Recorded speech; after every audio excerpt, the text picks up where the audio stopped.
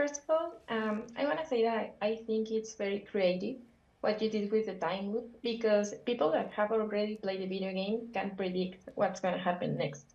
But how did you come up with the idea of creating this kind of game over strategy and transforming the audience into a player instead of a viewer? Well, it's really a direct inspiration from the game and how that was really an exploration into different genres of horror, and we came up with that. That mechanic helped let us also do the same thing to explore other genres of horror as our characters are dropped into a different movie each night.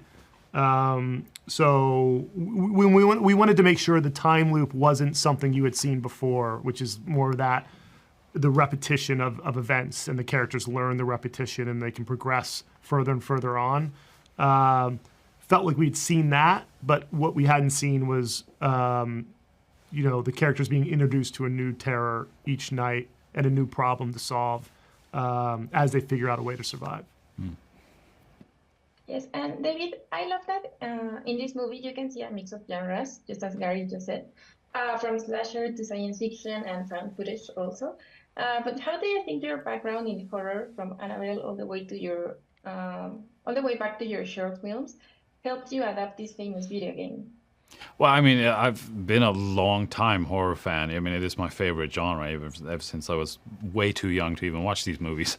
So it was a dream come true to be able to do all of the genres, and these genres that I haven't even worked in before, and sort of learn to see what that was like. And so it was just a dream come true to be able to do slasher and supernatural and found footage and monster and like all these things.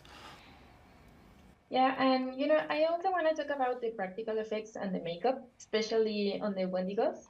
Was it difficult to get the look of these creatures right? Did any of you find got scared while looking at them? No, it was tricky because I wanted to do as much with practical effects as possible. I wanted to have I wanted to have Wendigos there for the characters to react to and interact with. And that meant changing them a little bit from the game, because in the game, they have extremely long limbs.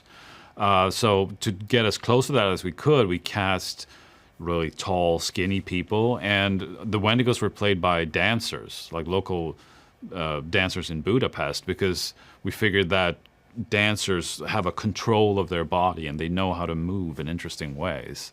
No, and I mean, it gets pretty scary when you have a bunch of Wendigos standing there in the dark, because I mean, the set is really dark, and you come around a corner and there's six Wendigos just standing there and all turn to you. And yeah.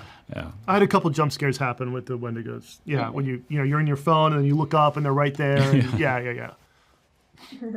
And finally, I know what you liked about Until Dawn is that it was a very cinematic video game. But is there another horror video game that you're a fan of and would like to take to the big screen in the future?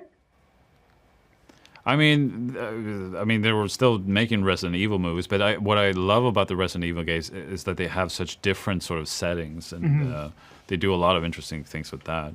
And Outlast, I like too. I like that thing of you can't fight back; you have to just hide. Yeah, I think there's so many. I mean, I'm hard pressed to think of one I wouldn't want to do, just because there are. I mean, I think they're challenging, but I think a lot of them lend themselves to whether it's a direct adaptation or whether it's further expanding the story of the game. I think a lot of them lend themselves to being on the big screen. So I'm excited to hopefully this starts a trend.